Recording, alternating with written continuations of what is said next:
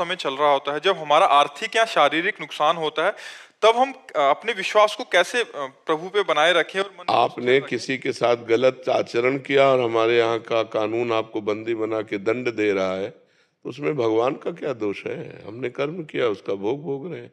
ऐसे ही अनेक जन्मों से हमारे कर्म होते चले आ रहे हैं, तो उसमें भगवान का विश्वास अविश्वास थोड़ी। अब वो तो विधान है, वो तो कानून है। तो ऐसे कानून, भगवान भी कानून के अंतर्गत है। जो भगवान ने कानून बना दिया, उस कानून के अंतर्गत भगवान भी है। जैसे राष्ट्रपति हो या प्रधानमंत्री हो, हमारे भारतीय संविधान के विरुद्ध आचरण बन जाए तो उनको भी जेल जाना पड़ेगा, नहीं जाना पड़ेगा?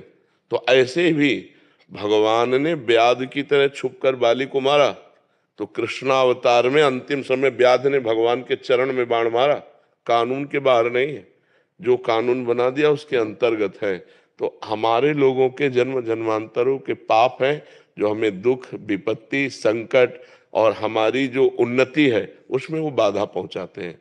उन्हीं के नष्ट करने के लिए तो हम प्रार्थना करते हैं कि नाम जप करो, अच्छे कर्म करो, दूसरों को सुख पहुंचाओ, जिससे तुम्हारे पाप कर्म तुम्हें परास्त न कर पावे। अब भजन करोगे नहीं। अब जैसे बहुत से लोग हैं, मुर्गा, बकरा, मांस खाते हैं, शराब पीते हैं, पराई माता बहनों से व्यभिचार करते हैं, और जब उनको संकट आता है तो भगवान को कोसते हैं। तो इससे भगवान क्या करें? आप हमें बताओ। तुम्हें खेती दे दी गई, बीज दे दिए गए, अब बम्बुल बो कि दाग छुहारा बो, ये तुम्हारी बुद्धि की बात है। अब बो बम्बुल और चाहो दाग छुहारा, तो ऐसा तो नहीं हो सकता।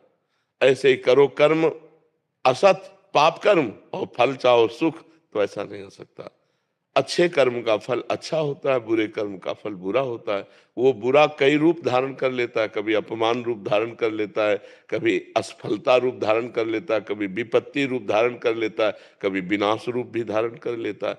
उसी से बचने के लिए हम कहते हैं नाम जप करो, भगवान की आराधना करो।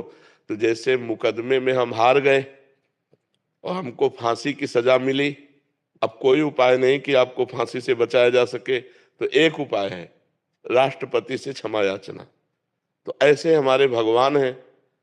अगर हम भगवान से क्षमा याचना करें तो हमसे माना कि गलतियां हो गई, हमारा बिल्कुल पक्का अपराध है, हमें भोगना भी पड़ेगा, लेकिन भगवान चाहे तो क्षमा कर सकते हैं ना। तो उन्होंने कहा, आम तो हम सर्व पापेभ्यो मोक्षयिष्यामि मा शुचा, मैं तुम्हें समस्त पापों से मुक्त करके पवित्र कर दूंगा। तो हम भगवान की शरण में जाए।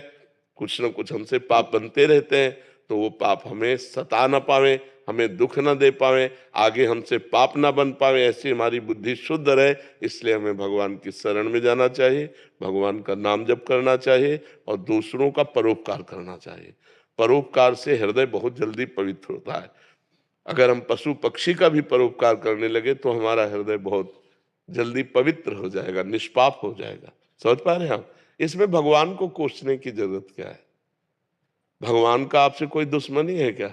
नहीं, बस ऐसे एक ना बीच में थोड़ा-सा वो हो। नहीं तो आप अपने को कोसिए, भगवान को क्यों कोसते हैं? आप अपने को कोसेंगे तो अच्छे बन जाएंगे कि यार मेरे से ही कोई गलती हो गई है, अभी नहीं सही तो पूर्व जन्म में कोई न कोई पाप बना है जिसका दंड मुझे भोगना पड़ रहा है। चलो भोग लेते हैं, अब आगे तो गलती नहीं करेंगे।